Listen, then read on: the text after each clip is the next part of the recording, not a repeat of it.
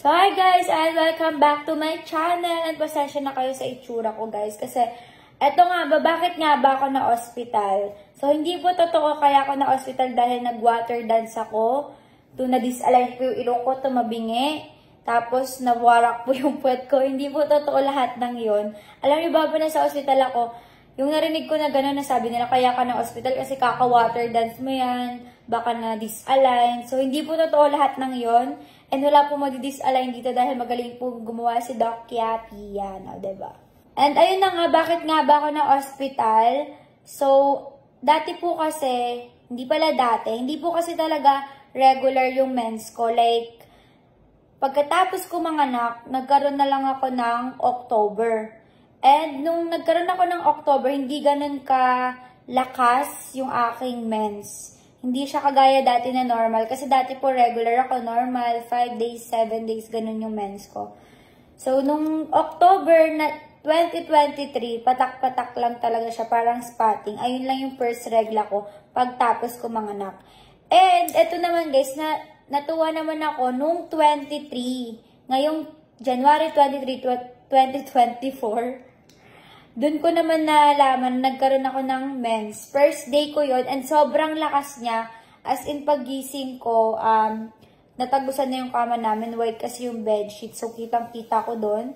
And sobrang sakit ng puson ko, nagka-dysmenorrhea ako. Tapos, nung first day ko nang may mens ako, nakapako kasi, sa private part ko, may bukol ako. As in, sobrang laking bukol niya. Pero nung unang day, hindi ko siya pinansin kasi hindi siya sumasakit. So, ayun, nag-overthink na naman ako. Kasi naalala nyo dati, diba, August last year, buntis ako kay Meteor, nagkaroon ako ng Bartholin cyst. Yung Bartholin cyst ko dati is pumutok siya. So, nung pagkaputok niya dati, hindi pa siguro ganun lahat na lumabas. Kasi sabi nila, pag pumutok daw yun, tapos di pa na surgery, babalik at babalik daw yun. So, ayun nga, nagkaroon ako ng bukol. Pero yung compare yung sakit nung una, mas masakit yung unang Bartholin cyst na nangyari sa akin. Kasi itong pangalawa, bukol lang siya. And hindi ko alam na patagal na patagal, sasakit na pala siya.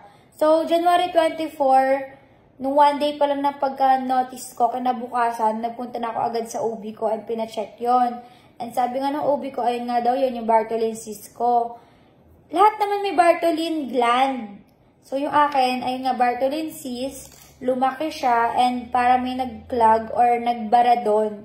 Kasi baka nasabayan din nung mens ko. Diba kapag nag-mens tayo, mga maduming dugo yung lumalabas sa atin. So, siguro dahil din doon, kaya siya lumaki. Ayun na nga, may bukol na nga ako sa private part, and kahapon, nag-decide ako na ipatanggal na siya. And kahapon, guys, grabe, sobrang groggy ako. Nagsusuka ako ng malala. And yung feeling ko ngayon is, hindi na siya ganun kasakit kasi nagtitake ako ng painkiller and antibiotics. Hindi po totoo lahat ng chika na nawarak yung puwet ko. Tumabingi din ilong ko, napagod ako sa water dance, nasubsub daw ako sa water dance. So, about nga dun pala sa issue, hindi naman siya issue, ini-issue ng mga tao na about sa water dance ko. Bakit kasi ako nag-water? Hindi ko naman birthday yon or hindi naman namin kasal yon. So, ayun guys, every event kasi nasasanay kami na nagper-perform si Wamos, si Papa Tik, si Awit, and kung sino man yung gusto mag-perform para ma-entertain lahat ng bisita. So, syempre, first birthday ni Meteor, gusto ko naman mag-perform kasi hindi ako nag-perform talaga, hindi ako sumasayaw. And first time ko talagang ginawa yun sa sarili ko and hindi ko alam na mababash pala ako dun sa part na yon.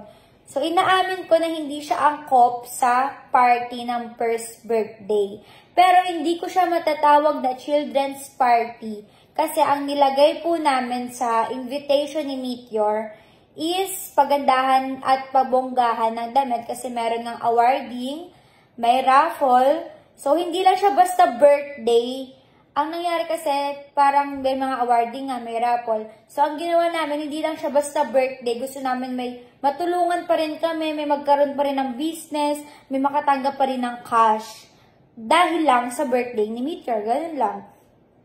So, yung sayaw ko guys, sinayaw ko siya after party na, dulong-dulo na talaga ako sumayaw. Kaya, kung makikita nyo sa sinasabi ng ibang vlogger na ang tagal ko daw sumayaw. Akala nila ako nasasayaw pero sumayaw pa si Wamos Awit.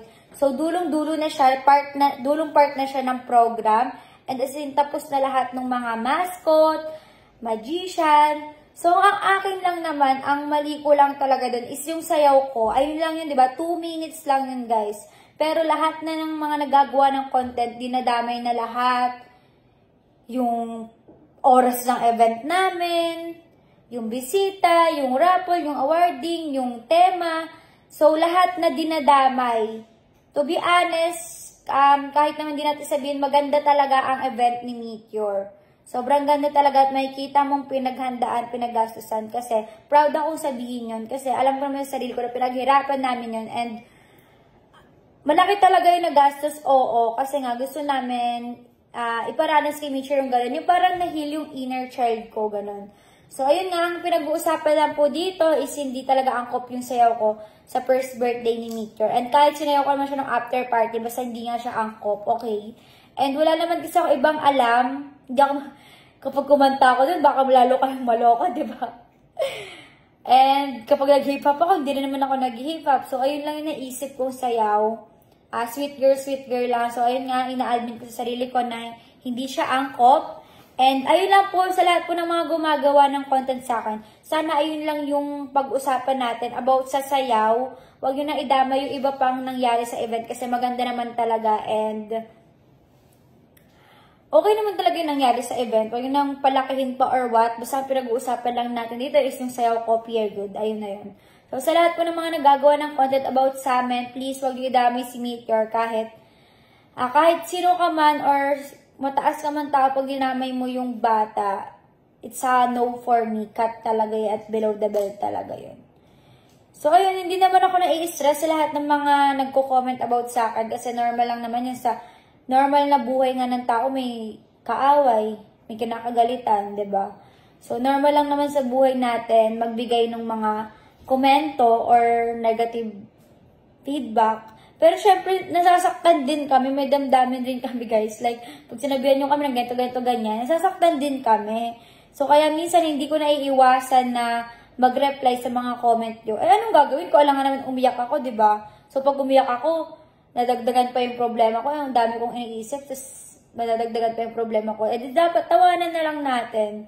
So, normal lang, dumadating tayo sa point ng buhay natin na ang daming problema, pero kailangan mong kayanin, labanan, and dasal lang talaga kay God para maging matatag ka.